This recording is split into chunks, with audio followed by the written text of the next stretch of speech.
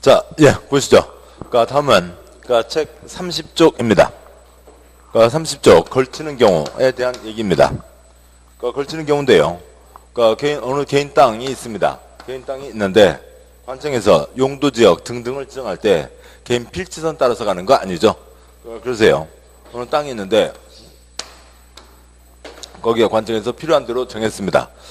여기다 도시지역, 여기 관리지역, 여기 농림지역으로 정했다고 치죠. 근데 이 사람 땅이 전체가 한 12만 제곱미터입니다.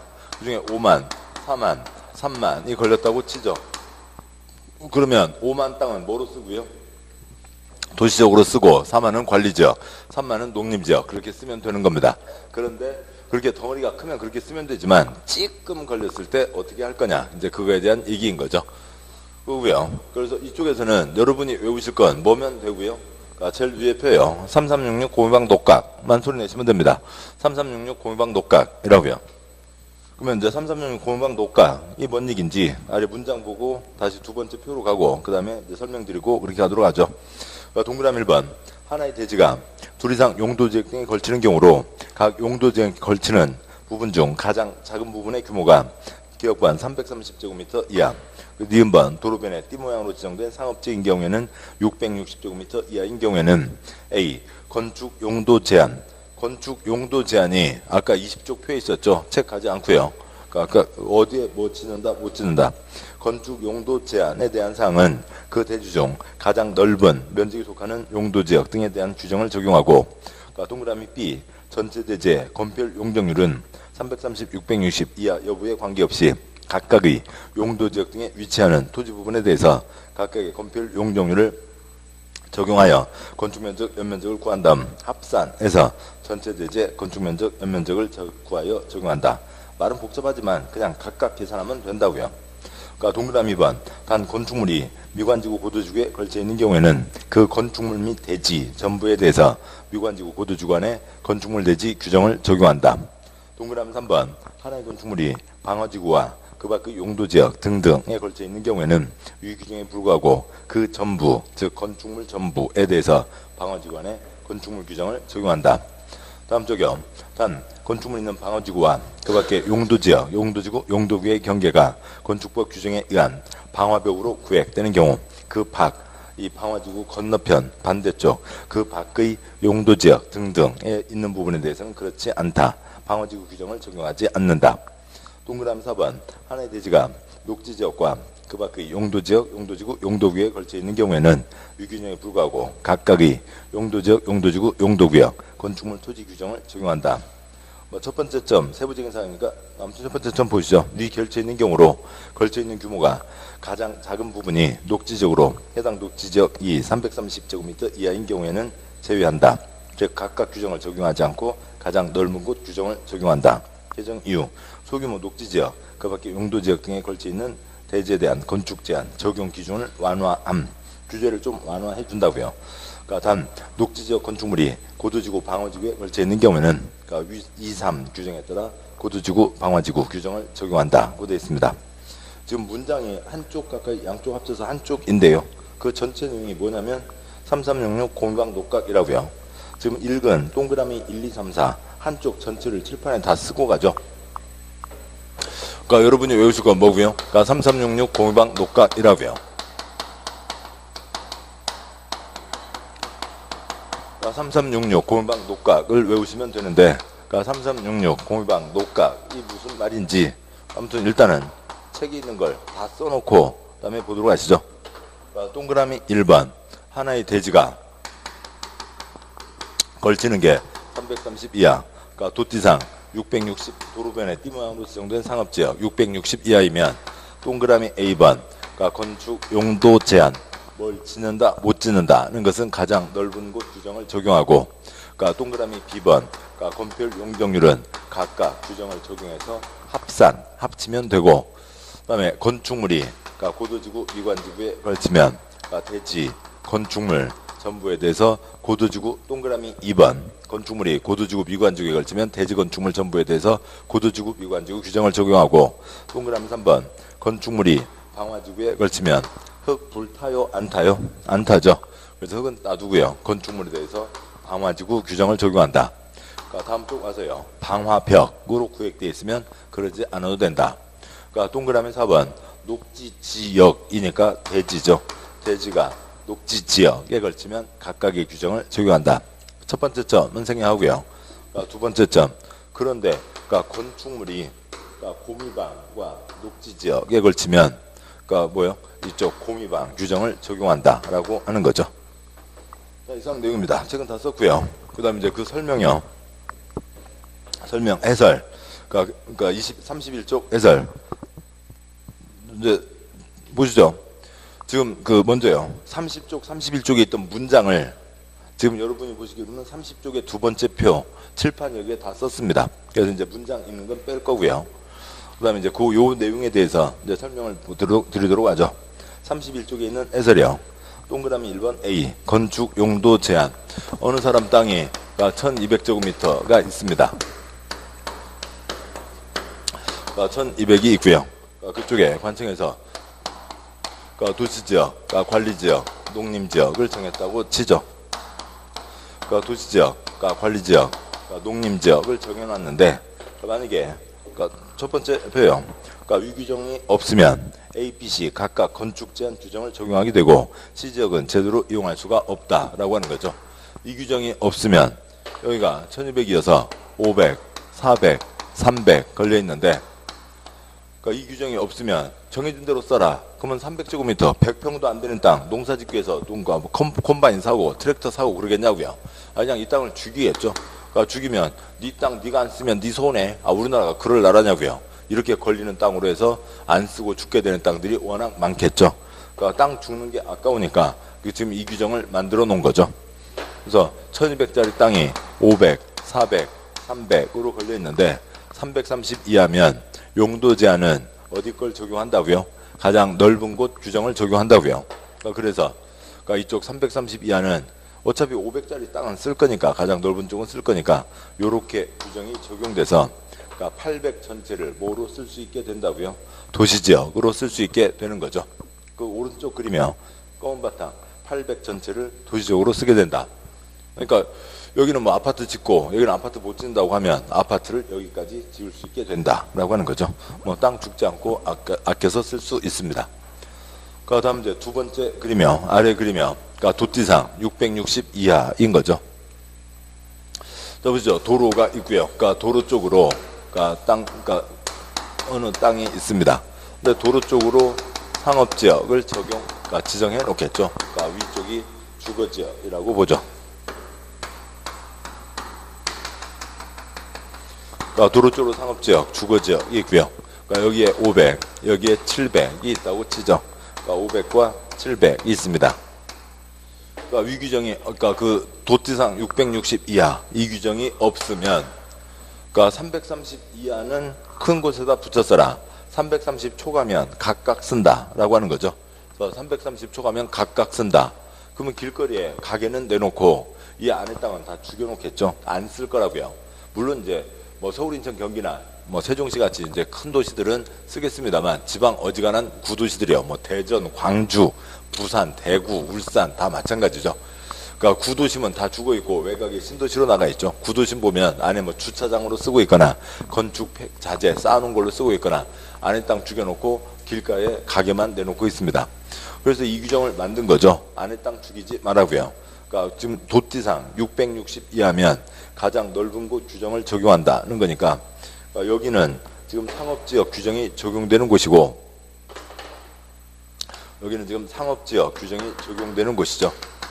그렇지만 여기는 가장 넓은 곳 규정을 적용하니까 1200 전체를 다 뭐로 써야 돼요? 주거지역으로 써야죠. 그래서 주거지역 규정이 요 아래까지 내려오게 된다라고 하는 거죠. 건물 안 짓고 그냥 죽이고 쓰든지 안 짓든지 상업지역도 붙어있는 도로 땅인데 건물 짓지 않고 쓰는 사람도 건물 짓지 않을 사람도 있을 겁니다. 뭐 그런 사람은 소수겠죠. 어떻게든 해서가 쓸 거라고요. 그러면 1200 전체를 주거지역에 맡겼으니까 이 땅이 죽지 않고 여기는 이 저 위 땅이 죽을 텐데 여기 규정에 의해서 이 땅 죽지 않고 1200 전체를 어떤 식으로든 맞춰서 쓰겠죠. 땅 죽는 것을 막자라고 하는 겁니다. 그러니까 설명이요. 그러니까 왼쪽, 그러니까 B, 그러니까 동그라미 1-니은. 그러니까 위규정 없으면 그러니까 지방도시 구도심 등에서 도로 주변 소규모 가게 B만 열고 블록 A 땅, A 땅은 방치한다고요. 오른쪽이요.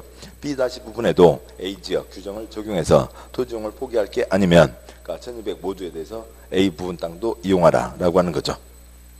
그러니까 다음 쪽이요. 그러니까 1-B 뭐 건폐율, 건대유, 이연대유, 건대이죠.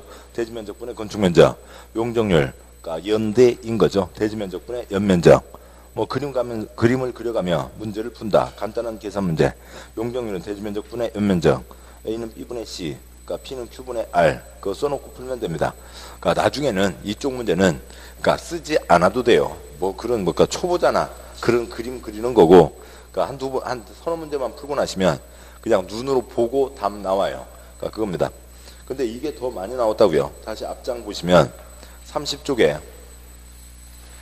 그러니까 30쪽 그러니까 동그라미 1번 넷째 줄점 그러니까 그 아래 두 줄 아래 점 B 동그라미 B 그러니까 그 넷째 줄이요. 6, 14, 15, 15, 17, 20, 21, 22 8번 나왔습니다. 그 산수 계산 문제가 8번 나왔고 이 중에서 가장 많이 나왔고 뭐 그만 아주 간단한 계산 문제입니다. 계속 가시죠. 32쪽이요. 뭐 그림을 계속 이어놓으면 좋겠습니다만 뭐 자리가 그러니까 지워가면서 보도록 하시죠. 먼저요. 그 다음에 이제 동그라미 2번 그러니까 고미 건축물이 고미에 걸치면입니다. 그러니까 땅이 있고요. 그러니까 건축물이 있겠죠.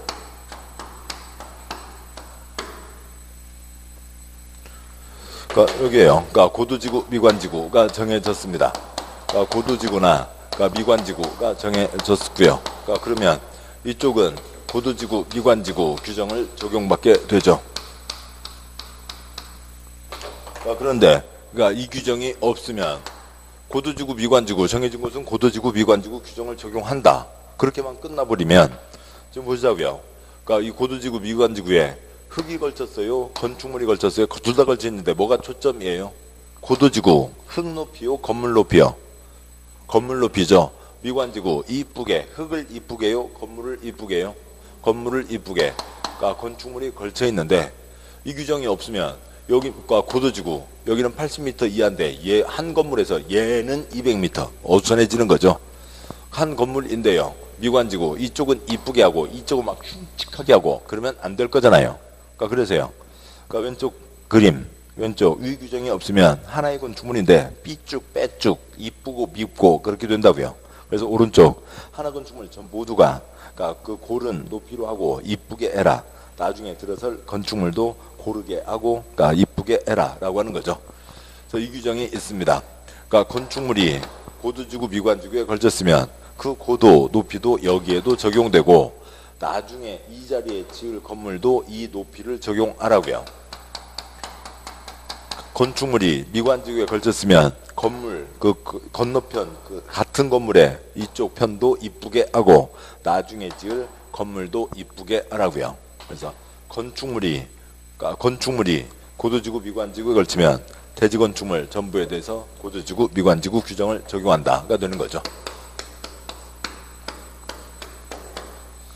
동그라미 3번이요. 그러니까 땅이 있고 건물이 있습니다. 그런데 이쪽에요. 방화지구가 정해졌습니다.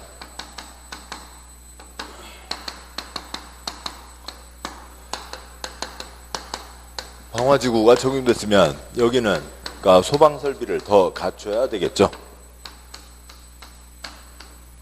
그러니까 소방설비를 더 갖춥니다. 그래서 뭐 예를 들어서 이쪽은 소방설비를 5개, 뭐 일반 건축물은 2개만 갖추면 되는데 방화지구에서는 소방설비를 더 갖춰라 라고 정해졌다고 치죠. 그러니까 먼저요. 첫 번째요. 그러니까 동그라미 3번 첫 번째 위규정이 없으면 왼쪽 부분으로 불이 쉽게 번지게 된다는 거죠. 보시자고요. 이 규정이 없으면 방화지구 쪽은 방화지구 규정을 적용한다 라고 하게 되면 여기는 5개 여기는 2개 불이 나서 활활 타오르다가 하나의 건물에 여기가 방화지구 선인데 불이 탈탈 활활 타오르다가 여기가 도시군관리계획 선이지 저쪽은 소방설비가 없네 불이 돌아가냐고요. 다 홀라당 다 타게 되는 거죠. 그래서 이 규정을 적용해서 방화지구에 흙이 걸치면 건축물이 걸치면 흙이 불타요, 건물이 불타요. 건물이 불타죠. 건축물이 방화지구에 걸치면 여기는 소방설비 5개, 여기도 소방설비 5개를 갖추라고요. 여기까지 방화지구 규정을 적용한다는 거죠. 흙은 불타지 않는 거죠. 그런데요, 여기는 2개, 여기는 5개. 그래서 소방설비 3개를 갖춰서 그러니까 뭐 한 10년간, 5년간 잡았을 때 한 500만 원 든다고 치죠. 500만 원을 더 들여서라도 건물 불타는 걸 막자라고 하는 거죠. 근데 뭐 그래서 그 그러니까 소방용품 가게 그 이제 500만 원치 사다 갖다 붙이러 가는 길에 옆집 아저씨 만났는데 옆집 건축 아저씨가 아저씨 내가 싸게 해줄게요. 어떻게 해요? 여기다 돈 들여서 방화벽 치면 돼요. 방화벽 치는데 얼마인데요? 200만 원이요. 200만 원 들여서 방화벽 치면 방화벽을 치면 불이 넘어가지는 않죠. 그러니까 여기는 방화지구니까 몇 개를 갖추고요. 5개를 갖추고 여기는 5개 갖출 필요가 없이 2개만 갖춰도 된다라고 하는 거죠. 3개 더 추가해서 5년간 500만 원. 그러면 200만 원 들여서 방화벽 치고 2개 하면은 훨씬 더 싼 거죠. 방화벽 쳤으면 불이 넘어가지 않는다라고 하는 거죠. 동그라미 3번. 그러니까 두 번째 표요. 하나의 건축물이므로 두 번째 그림이요. 왼쪽도 방화 설비를 설치해야 된다. 흙은 불타지 않는다. 세 번째요. 그러니까 특별히 돈 들여서 방화벽을 설치하면 연이어 타들을 탈 걱정이 없다라고 하는 거죠. 다음에 동그라미 4번이요. 대지가 녹지지역에 걸치면 각각 규정을 적용한다라고 하는 거죠. 지금 이 그림에서는 녹지를 왼쪽으로 했죠. 그러니까 땅이 있습니다. 그러니까 땅이 있고 그러니까 건물이 있다고 치죠. 아무튼 그러니까 땅이 있고 건물이 있습니다. 자, 그렇고요. 그러니까 이쪽이 녹지지역, 이쪽이 주거지역이라고 치죠. 녹지지역, 주거지역입니다.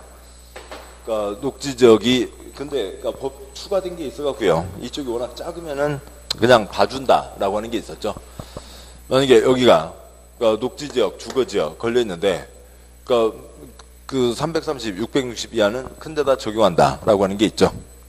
그러니까 그래서요. 앞쪽을 보시면 거기 문장이 바뀌어서 일이 좀 약간 복잡하게 됐습니다. 31쪽에 31쪽 넷째 줄에 동그라미 4번 하나의 대지가 녹지지역과 그 밖에 용도지역, 용도지구, 용도구역에 걸쳐 있는 경우에는 위 규정에 불구하고 각각의 용도지역, 용도지구, 용도구역 건축물 토지 규정을 적용한다. 그냥 이거는 일반적인 얘기가 되는 거예요. 위 걸쳐 있는 경우로 걸쳐 있는 규모가 가장 작은 부분이 녹지지역으로 해당 녹지지역이 330 이하이면 그러니까 위 규정을 적용하지 않는다. 각각이 아니라 큰 곳 규정을 적용한다. 뭐 그런 게 있습니다. 그래서 동그라미 4번은 다시 32쪽 오시고요. 그러니까 동그라미 4번은 그러니까 그 그림의 첫 번째 그림이 의미가 없게 됐고요. 그러니까 법이 개정돼서 32쪽 제일 아래 동그라미 4번 옆 3개 그림 중에 첫 번째 그림은 의미가 없게 됐고, 그러니까 두 번째 그림이요. 그러니까 그 주거지역 건축물이 녹지적으로 쳐들어오지 말라고요. 그래서 각각의 규정을 적용한다라고 하는 거죠. 그러니까 주거지역은 주거지역이고 녹지지역은 녹지지역이고 주거지역은 뭐 예를 들면은 단독주택도 들어가고 아파트도 들어가고 여기는 단독주택만 지을 수 있다라고 돼 있으면 그러니까 이쪽 건물이 이쪽으로 쳐들어오지 말라고요. 그냥 뭐 일반적인 얘기입니다. 주거지역은 주거지역, 녹지지역은 녹지지역 각각 규정을 적용한다가 되죠. 네, 세 번째 내용이요. 그러니까 이쪽이 그러니까 녹지지역이고 그러니까 이쪽이 그러니까 고도지구와 방화지구입니다. 그러니까 이쪽이 고도지구이거나 그러니까 방화지구라고 치죠. 원칙대로 가면 녹지지역이니까 각각 규정을 적용한다. 그러니까 이제 원칙이긴 한데, 그러니까 지금 첫 번째 표는 그림은 의미가 없어졌고요. 그러니까 그런데 이쪽 건물이 그러니까 녹지지역 건축물이 이 녹지지역에 있는 건축물이 이 건축물이 녹지지역에도 걸리고 또 어디에도 걸려요? 고도지구, 방화지구에도 걸리는 거죠. 그러면 녹지지역에 걸리는 것보다도 더 중요한 게 뭐냐면 건축물이 고도지구에 걸렸다고요. 건축물이 방화지구에 걸렸다고요. 여기 토끼 새끼들 연애하는 것 그러니까 뛰어노는 걸 도와주자라고 하는 거죠. 토끼 새끼들 뭐 단독주택 사이로 왔다 갔다 하는데 아파트가 들어가면 깜짝 놀라니까요. 그런데 그러니까 이쪽에 건물이 걸렸는데 그러니까 사람 아이들 안전이 더 중요한 거죠. 그러니까 그래서 고도지구 이 규정이 먼저 적용된다고요. 고도지구에 건축물이 걸쳐 있으니까 고도지구면 대지, 건축물 전부에 대해서 고도지구 규정을 적용하게 되고 여기까지요. 그러니까 방화지구에 그러니까 건축물이 걸쳤으니까 방화지구는 흙하고는 관계없죠. 여기까지 방화지구 규정을 적용한다. 그러니까 토끼 새끼들 뛰어노는 것보다는 사람 아이들 안전이 더 중요하다. 고도지구, 미관지구, 방화지구 규정을 우선 적용한다라고 하는 거죠. 아무튼 뭐 이런 내용들입니다. 그렇게 되고요. 다시 앞으로 와서 30쪽이요. 그러니까 여러분이 외우실 건 뭐고요? 제일 위에 있는 3366 공유방 녹각을 하시면 되는 거고, 그 다음에 두 번째요. 그 두 번째 표요. 그러니까 3366 공유방 녹각. 아무튼 요걸 다 지우고 만들어 보죠. 뭐, 그러니까 요것만 잡고 계시면 그 다음 내용은 그렇게 어렵지는 않아요.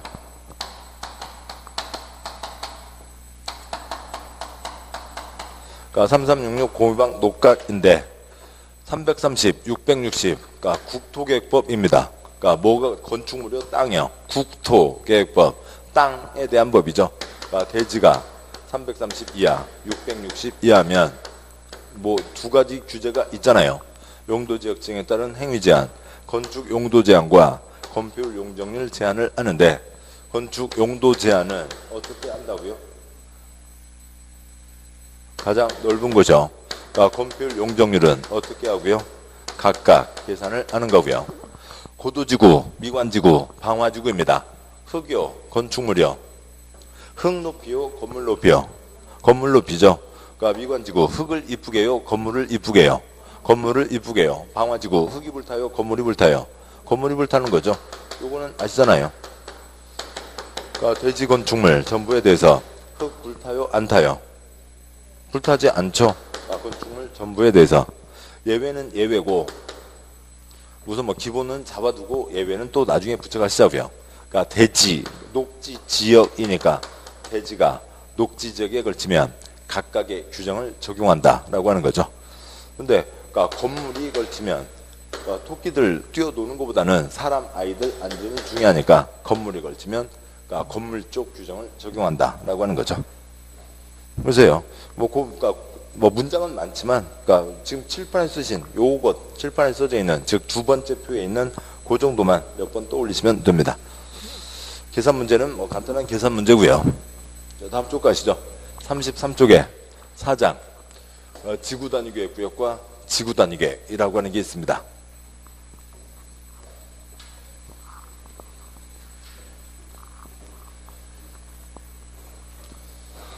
자, 보시면 그러니까 아까 용도 지역을 보시죠. 그러니까 건축 용도 제한이 있습니다. 그러니까 여기를 보기 위해서 그러니까 20쪽을 잠깐 보고 오시죠. 예. 예.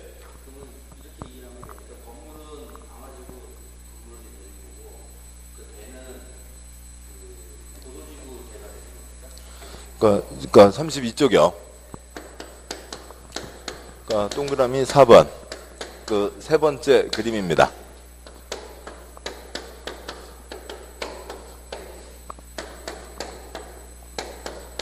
그러니까 그것도 다 따로 해야 되지만 그걸 뭐 하려다 보면은 그러니까 너무 많이 걸리게 되니까요.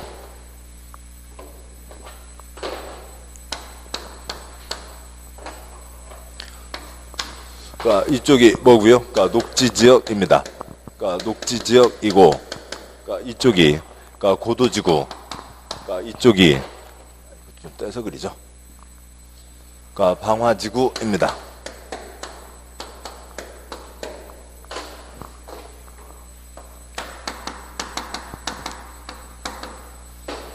여기가 녹지지역이고요. 다시 책 앞으로 가시죠. 그러니까 31쪽이요.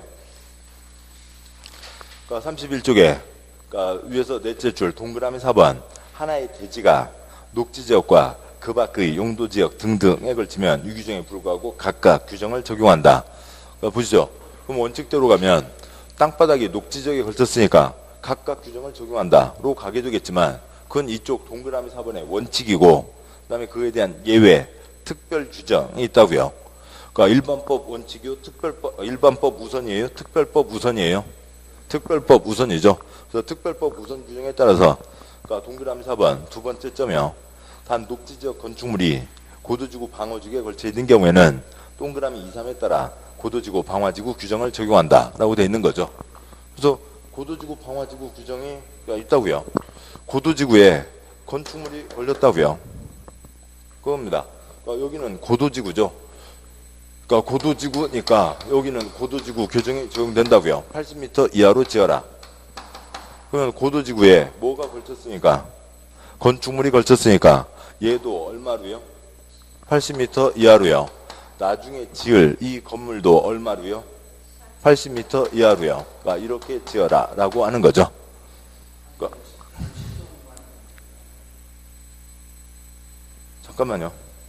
그러니까 앞쪽 보시죠. 30쪽. 30쪽에 밑에서 4째 줄, 6째 줄, 동그라미 2번. 단 건축물이 미관지구에 고도지구에 걸쳐 있는 경우에는 그 건축물 대지 전부에 대해서 미관지구 고도지구 그 규정을 적용한다라고 돼 있죠. 칠판요. 요거 관계없이요. 동그라미 2번요. 건축물이 고도지구에 걸치면 그 대지 건축물 전부에 대해서 고도지구 규정을 적용하는 거죠.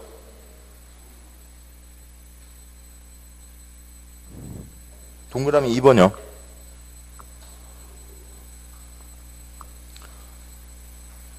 동그라미 2번입니다.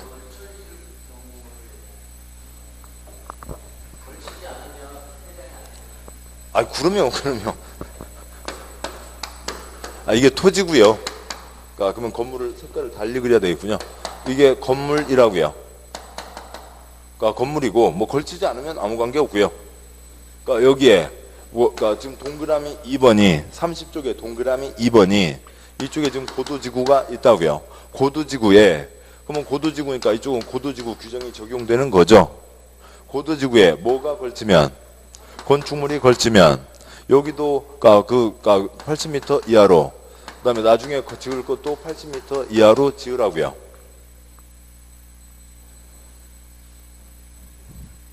네, 뭐 그 얘기입니다. 그러고요. 근데 여기가 뭐라고요? 녹지지역일 뿐이라고요. 네, 그 동그라미 4번인 거고요. 뭐 그건 의미 없죠. 이건 아까 동그라미 2번 때 말씀드렸던 거였고요. 네. 여기도 마찬가지죠. 그러니까 동그라미 3번.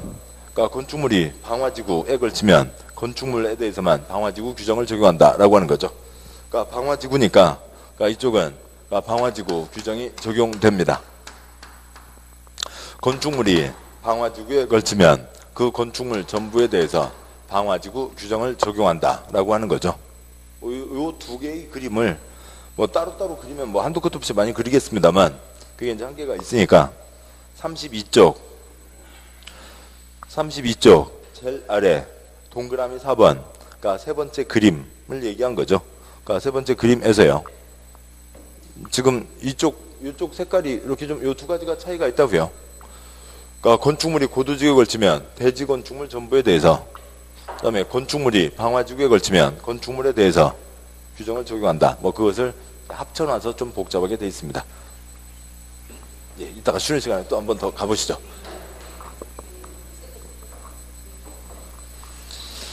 자, 여기까지를 보셨고요. 뭐 그래서요. 그러니까 아무튼 여기 내용으로는 그렇고요. 그러니까 문제를 보시면 됩니다. 그러니까 문제를 보셔서 문제에서 맞추면 되는 거죠. 그러니까 문제 맞추는 건 뭐 간단합니다. 다음 이제 33쪽 오고요. 그러니까 4장 지구단위계획구역과 지구단위계획 제도가 있는데 그러니까 4장 1절 그러니까 그 뭐 우선 네모 4개 그러니까 그 가운데요. 단지를 지정하고 3년 안에 도면을 냅니다. 그러면 개인들은 도면의 정해진대로만 왼쪽 그러니까 지구단위계획 도면의 정해진대로만 건축 용도 변경해야 되고 오른쪽 도면에서 지구단위계획으로 그러니까 더 크게 짓게 더 여러 가지 지을 수 있게 완화해 주는 게 있습니다. 그러면 이 규정이 왜 필요하냐면 그러니까 다시 저 앞에 그러니까 20쪽을 가보시죠. 그러니까 20쪽 가시면 그러니까 건축 용도 제한이 있죠. 용도 29가지 중에서 뭘 지을 수 있는지 지을 수 없는지가 다 정해져 있습니다. 자, 이렇게 돼 있는데 그러니까 그러면요. 그러니까 뭐 여기는 뭐 한 예를 들어 보죠. 그러니까 3종 일반 주거지역을 보시죠. 첫째 줄 도시지역, 둘째 줄 주거지역, 그러니까 셋째 줄 다섯 번째 3종 일반 주거지역. 3종 일반 주거지역은 위에서 아래로 그러니까 몇 가지 중에서 골라 지을 수 있고요. 3종 일반 먼저 그러니까 짚으시죠. 예, 그렇죠. 6가지죠. 첫째 줄에 도시지역, 둘째 줄 그러니까 찍으세요. 도시지역에 도 찍으시고요. 연필 끝으로 도 찍으시고요. 도시지역에 도자의 글자 찍으시고요. 연필 찍으시고요. 둘째 줄에 주거지역에 주 찍으시고요. 둘째 줄에 주거지역에 주에다가 연필 끝을 찍어주시라고요. 표에 위에서 첫째 줄 도시지역, 둘째 줄 주거지역, 그 다음에 셋째 줄에 3종 일반, 예, 거기 찍어 놓고요. 그러면 3종 일반 주거지역에 지을 수 있는 건 몇 가지 중에서 골라 지으라고요? 6가지 중에서 골라 지어라 라고 하는 거죠. 그러니까 1번 단독주택, 2번 공동주택, 3번 일종 근린생활시설, 6번 종교시설, 그 다음에 10번 교육연구시설, 11번 노유자시설 중에서 골라 지을 수 있다라고 되어 있습니다. 그러니까 그렇게 되고요. 그래서 그걸 놓고 보면 어느 땅바닥이 그러니까 3종 일반 주거지역이라고 되어 있다고 치죠. 그러니까 3종 일반 주거지역입니다. 자, 그런데 거기에서는 그러니까 뭐 영어로 하죠. A, B, C, D, E, F 그래서 몇 가지를 지을 수 있다고요? 29가지 중에 6가지를 지을 수 있다라고 하는 거죠. 관청에서 정해서 그 땅에서는 이 6가지 중에서 골라 지을 수 있다라고 하는 거지. 그러니까 그 관청에서 땅을 다 돈 주고 뺏어가는 건 아니죠. 그래서 1번 땅 주인, 2번 땅 주인, 3번 땅, 4번 땅, 5번 땅 주인 등이 다 있을 겁니다. 땅 주인들이 있는데 땅 주인들은 몇 개만 지을 수 있다고요? 6가지 중에서만 골라 지을 수가 있는 거죠.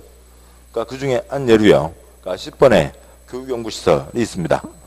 자, 그런데요. 그 중에 한 예로 교육연구시설 학원이 있는데 1번 땅 주인, 뭐 사람들이 갑자기 공부 바람이 불었다고요. 그래서 1번 땅 주인 6가지 중에서 학원 지었습니다. 학원 지을 수 있죠. 그러니까 2번 땅 주인 6가지 중에서 학원 지을 수 있어요? 없어요? 옆 사람이 지어놨는데요. 지을 수 있어요? 없어요? 지을 수 있죠. 6가지 중에서 지어라 라고 되어 있으니까 2번 땅 주인도 학원을 지을 수 있습니다. 그러니까 3번 땅 주인 그러니까 학원 지을 수 있는 거죠. 그러니까 그래서요. 어느 곳에 그냥 뭐만 그냥 가득 들어차기도 하고요. 학원만 가득 들어차 있을 수도 있잖아요. 그런 사람들이 이 땅을 조화롭게 이용하지 못하고 돈 된다고 해서 한 가지로만 싹 몰릴 수가 있는 거죠. 그러니까 지난주에, 그러니까 지난 시간 때 들었던 예를 들어서, 그러니까 나이트클럽, 위락시설을 들어보죠. 그러니까 16번에 용도 16번에 그러니까 위락시설이 있습니다. 검은 바탕 중에 상업지역은 다 세모지만, 그러니까 그 뭐요? 16번 위락시설 지을 수 있죠. 예, 뭐 그렇게 되어 있습니다. 그래서요, 어느 땅바닥을 들어보죠. 그러니까 땅바닥 땅 주인들은 각각 따로따로 있습니다. 그러니까 1, 2, 3, 4, 5 땅 주인이 있죠. 그 땅이 상업지역이라고요. 상업지역이니까 편히 얘기해서요. 이제 그 표를 그대로 적용하려면 많이 복잡하니까 줄여서 상업을 하자고요. 물건을 사고 팔자고요. 그러니까 판매시설. 그 다음에 업이니까 그러니까 사무실 빌딩, 업무시설. 그 다음에 그러니까 위락시설. 그러니까 위락시설의 대표적인 예로 나이트클럽 등 위락시설을 지을 수 있다고 치죠. 그러면 1번 땅 주인 요 셋 중에서 골라 지어라. 1번 땅 주인 나이트클럽 지을 수 있습니다. 2번 땅 주인 나이트클럽 지을 수 있죠. 3번 땅 주인 나이트클럽 지을 수 있고요. 4번 땅 주인 나이트클럽 지을 수 있죠. 5번 땅 주인 나이트클럽 지을 수 있고요. 이런 게 용도지역 제도의 결과이죠. 이런 흉악한 동네가 만들어지는 게 무슨 제도 결과라고요? 용도지역 제도의 결과입니다. 그러니까 용도지역 우리나라에서는 기본제도이지만 관청에서 먼저 땅 주인들이요. 내 땅인데 누가 뭐라고 그래요? 뭐라고 해야 돼요? 그냥 가만히 있어야 돼요? 뭐라고 해야죠. 주거지역에 나이트클럽 지으면 안 되잖아요. 그래서 관청에서 뭐라고 하는 게 요 2가지잖아요. 요 2가지는 지키라고요. 상업지역 땅바닥이라고 정해놨으니까 그 중에서는 셋 중에서만 골라 지어라. 셋 중에서 골라 짓는데 그 중에 뭘 어떻게 지을지 어떤 모양으로 지을지 그건 네 마음대로 알아서 하고 여기다가 연탄공장 그러니까 여기에다가 아파트는 지을 수 없다라고 하는 거죠. 그 다음은 네 마음대로 해라. 개인들이 자기 마음대로 요것만 어기지 않으면 자기 마음대로 짓게 되는 겁니다. 동네가 엉망진창, 울퉁불퉁, 삐쭉빼쭉. 그거 어디 땅을 제대로 이용하냐고요. 나이트클럽만 들어가 있으면 어느 세종시는 못 뛰어서 안달인 분만 살고 있어요. 나이트클럽이면 다 장사가 되냐고요.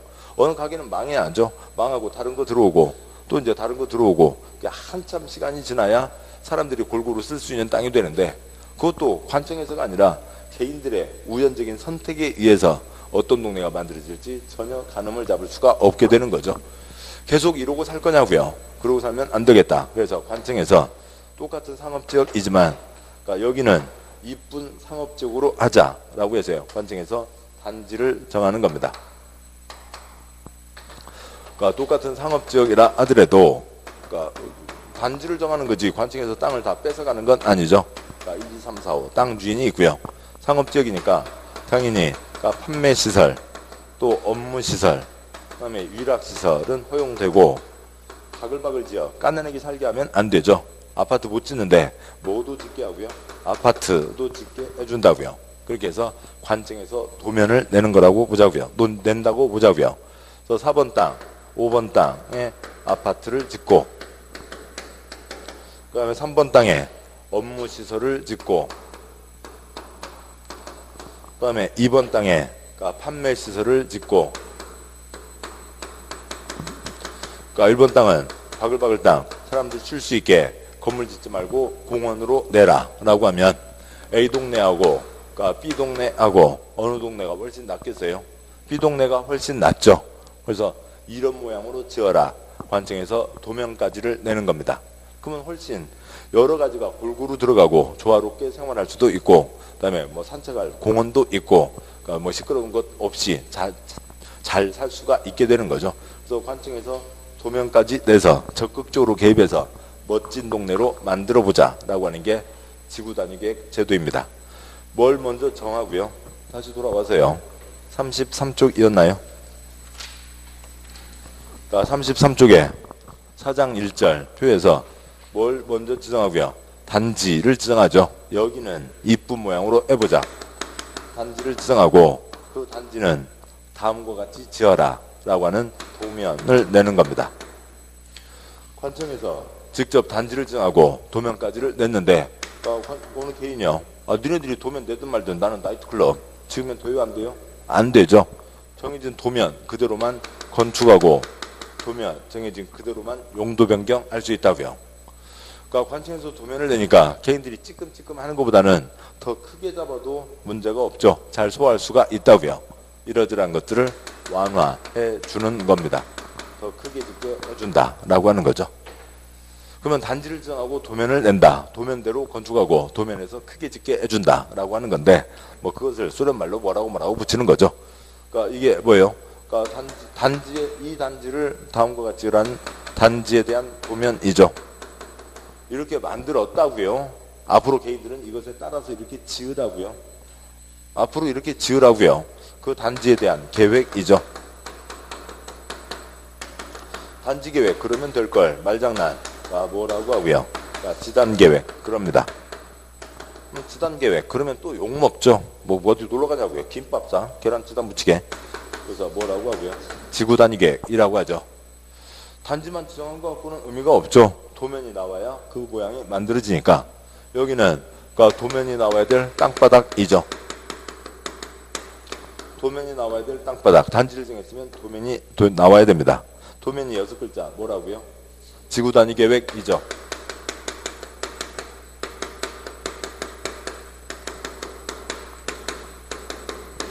도면이 나와야 될 땅바닥을 8글자 뭐라고 하고요? 지구 단위 계획이 나와야 될 땅바닥 구역입니다. 8글자 끊어 읽을 때는 지구 단위 계획 구역 보통 이렇게 4글자씩 끊어가겠습니다만 여기는 지금 그게 아니라고요. 6글자 도면이 뭐고요? 지구 단위 계획. 그 도면이 나와야 될 땅바닥이 뭐고요? 지구 단위 계획이 나와야 될 땅바닥 구역인 거죠. 그래서 어지간한 곳은 다 지구 단위 계획이 붙어 있습니다. 이 동네 지나가시는 분들이요. 상가 건물 보고 아이고 상가가 이렇게 삐쭉삐쭉 울퉁불퉁 어우순해 죽겠네. 그래요? 좀 그래도 보기는 괜찮아요. 보기 괜찮은 거죠. 간판만 지금 이렇게만 안 해놔도 훨씬 나아집니다. 이 간판만 안 붙여놔도 건물이 훨씬 더 나아지는데 아무튼 간판까지는 손대고 있지 않은 거죠. 훨씬 나아지는 겁니다. 보시죠. 먼저 3장 4장 넘어가세요. 38쪽이요. 그러니까 38쪽에 그러니까 사례, 그러니까 뭐 예입니다. 예니까 우리 서문 아니고요. 그러니까 화성동탄 택지개발지구가 있고요. 개발 시기 착수년도 2001년부터 2007년까지 행정구역 경기도 화성시 뭐 어디 등입니다. 그러니까 화성동탄 택지개발 사업지구 내 복합단지 특별계획구역 지구단위계획 승인서라고 하는 문서가 있고요. 그러니까 2006년 6월에 그러니까 국토부 장관이 발표를 한 겁니다. 화성동탄 택지개발 사업지구 면적이 904만 제곱미터라고요. 죄송합니다. 첫째 줄 끊어가야죠. 첫째 줄에서요.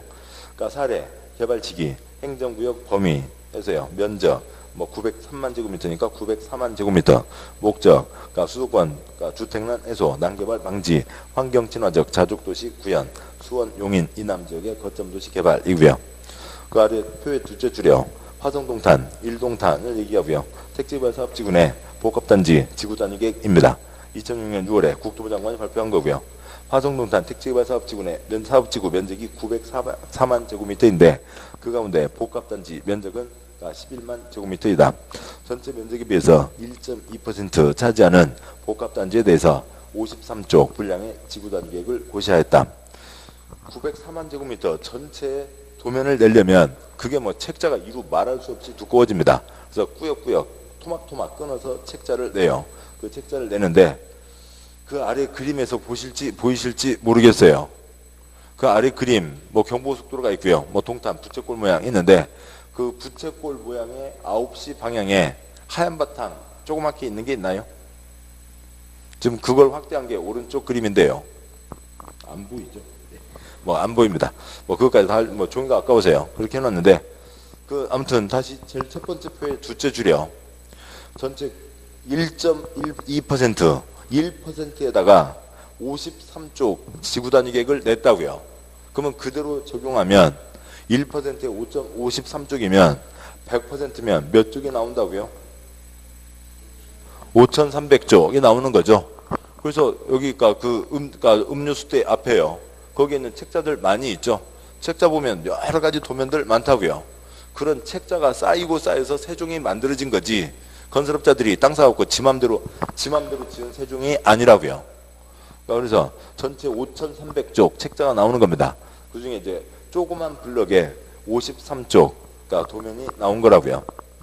그러니까 그 그림을 보시면 그 중에 아무튼 제가 자리를 짚어보면 여기 부채꼴 모양의 9시 방향 거기에 하얀 바탕 쬐끄맣게 돼 있는 거 있죠.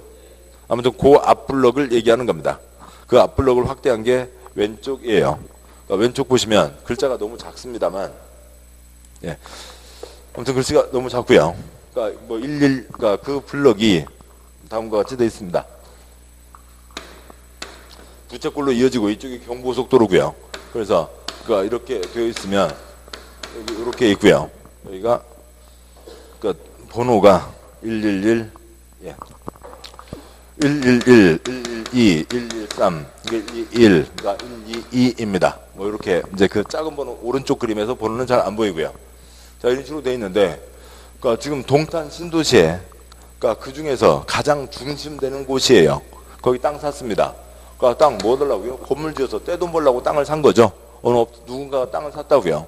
땅을 사서 건물을 짓는데, 그러니까 보시면 만약에 지구단위계획이 없으면 아까 20쪽 표에 있는 거 그런 중에서 자기 마음대로 골라서 지을 수가 있겠죠. 근데 골라서 지을 수가 없다고요.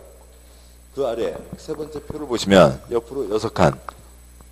첫 번째 칸 구분과 용도. 두 번째 칸 111에는 뭐를 지으라고요?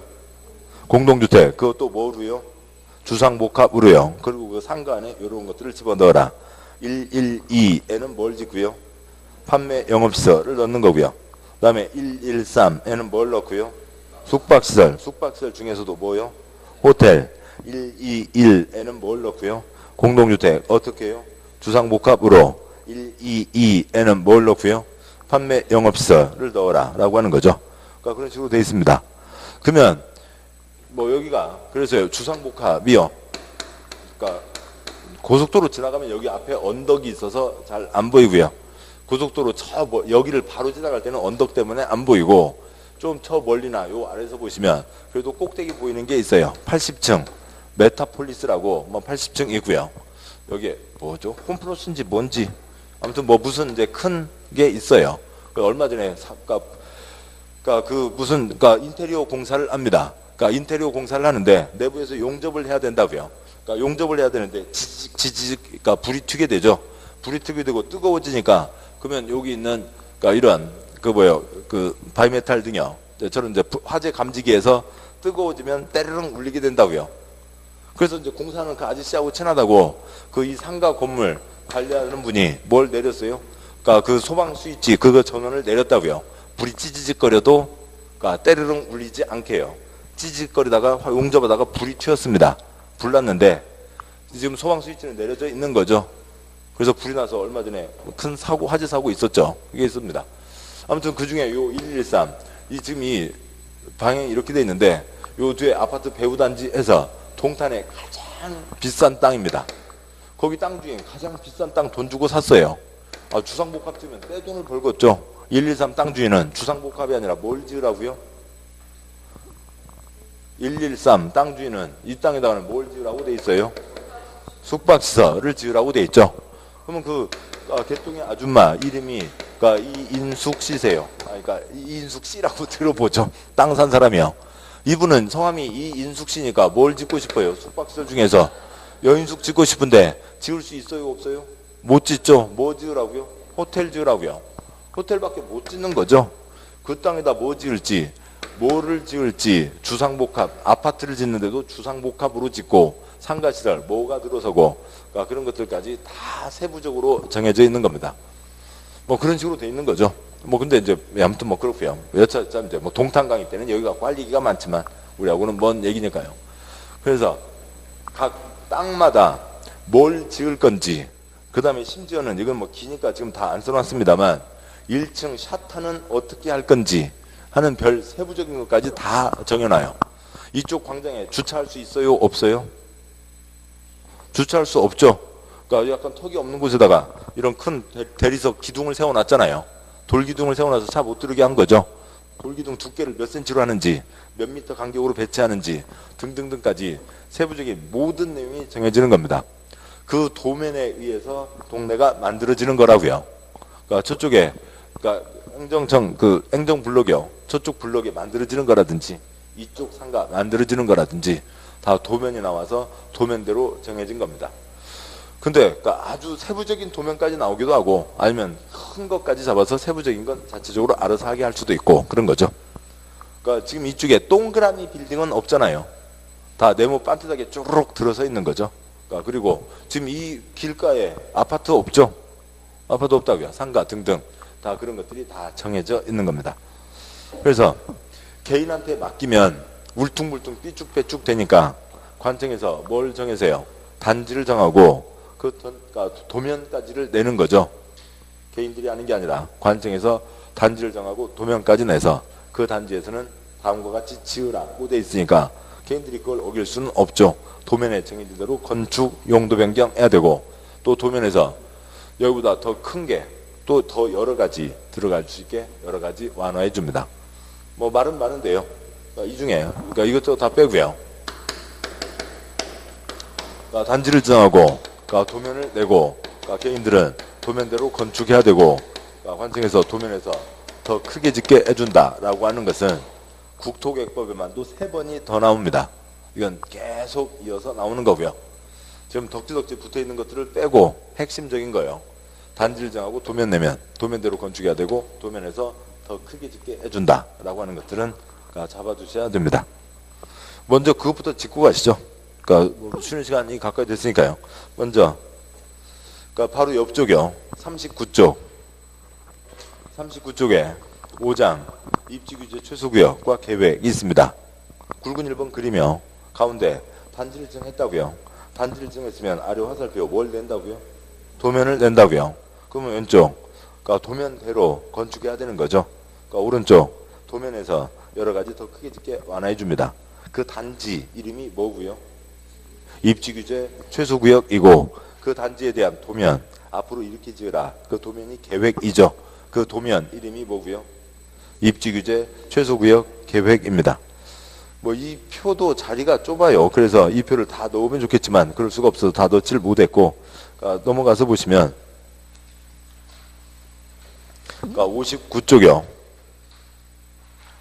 59쪽에 그러니까 굵은 3번 개발행위 허가 기준, 양과 3번 성장 관리 방안이 있는데, 지금 거기도 그러니까 아무튼 요거가 똑같은 건데 그 표를 넣을 자리가 없어서 표를 못 넣었습니다. 단지를 지정하고 도면을 낸다. 도면대로 건축 용도 변경해야 된다라고 하는 것들이 그대로 이어지고요. 그래서 다음 쪽 60쪽 표를 보시면, 그러니까 그래서요, 두 번째 칸에 60쪽에 그 문장 아래 표 지구 단위계 제도와 이쪽 성장 관리 방안 비교하는 표는 있는데 지금 이 기본 그림을 뭐 넣을 자리가 없어서 못 넣었습니다. 아무튼 뭐 이런 것들은 계속 여러 군데에서 반복되고 있어요. 자, 고생하셨고 다시 책은 33쪽으로 돌려놓으시고, 잠깐 쉬고 그 다음에 이제 33쪽 내용을 보도록 하겠습니다. 자, 잠깐 쉬겠습니다.